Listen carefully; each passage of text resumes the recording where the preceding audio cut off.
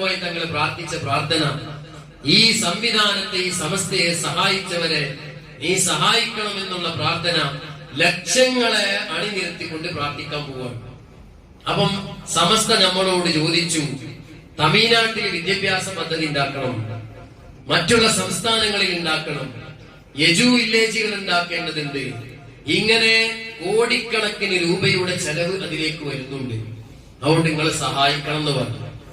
നമ്മൾ ചെയ്യേണ്ടത്, ഞാൻ വിചാരിച്ചെന്താ വെച്ചാല്, എന്റെ മരിച്ചുപോയ ഉമ്മാന്റെ പേരിൽ 100 രൂപ, ബാപ്പാന്റെ പേരിൽ 100 രൂപ, എന്റെ ഭാര്യന്റെ ചെലവ് ഞങ്ങളാണ് നോക്കണേ, ഭാര്യന്റെ പേരിൽ 100 രൂപ, എന്റെ പേരിൽ 100 രൂപ. എനിക്ക് 3 മക്കളുണ്ട്. ഒരു കുട്ടി അടുത്തുണ്ടായത് അള്ളാഹു നല്ല സ്വാലിഹായി അവന്റെ തർബീയത്തിലായി അള്ളാഹു വളർത്തി തരുമാറാണ്. 2 പെൺകുട്ടികൾ, 1 ആൺകുട്ടി. അപ്പൊ മൊത്തം ഇവിടെ 8 അല്ലേ? ഇല്ലല്ലോ, 8 ആൾ. ഈ 8 ആളെ പേരിലും 100 ചൊട്ടി തീർക്കാനാണ് ഞാൻ വിചാരിച്ചത്. ഇനി നിങ്ങളെങ്ങനെ നിങ്ങൾക്ക് ഇഷ്ടമുള്ള രൂപത്തിൽ വിചാരിക്കും. ഇത് വെറുതാവുന്ന വിചാരിക്കും. നമുക്കൊക്കെ ഒരു തോന്നലുണ്ടാവും, നമ്മളെ നാട്ടുകാരുണ്ടായതുകൊണ്ട് അപ്പൊ ഇവിടെ മദ്രസ ഉണ്ടായത്, നാട്ടുകാരുണ്ടായിട്ടാണ് പള്ളി ഉണ്ടായത്. അങ്ങനെ ഒരു വാദം നമുക്ക് ഉണ്ടെങ്കിൽ ഇപ്പം ടിക്കറ്റിന്റെ വക ഫ്രീ. ഞാൻ ഇപ്പൊ 1 മാസം മുമ്പ് തമിഴ്നാട്ടിൽ പോയിട്ടുണ്ട്.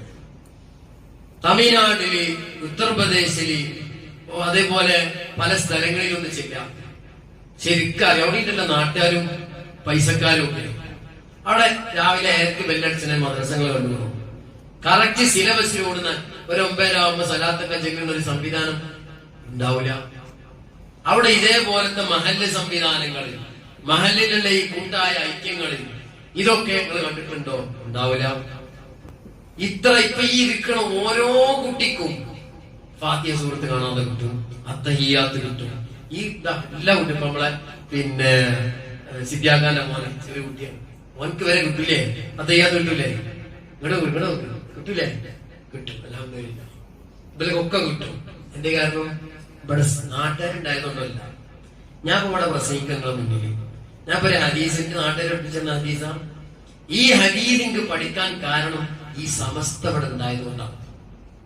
ബഹുമാനപ്പെട്ട സമസ്ത കേരള ജംഇയ്യത്തുൽ ഉലമ ഈ മണ്ണിൽ പിറക്കാതെ പോയിരുന്നുവെങ്കിൽ ഈ മജ്‌ലിസൊന്നും നമ്മൾ സ്വപ്നത്തിൽ കാണൂല. ഈ ഇരിക്കണ കുട്ടികളെ തലയിലൊന്നും തൊപ്പിട്ടവരെ കാണൂല, പള്ളി ദർസ് കാണൂല, മര്യാദക്കുള്ള ഒരു മദ്രസ കാണൂല.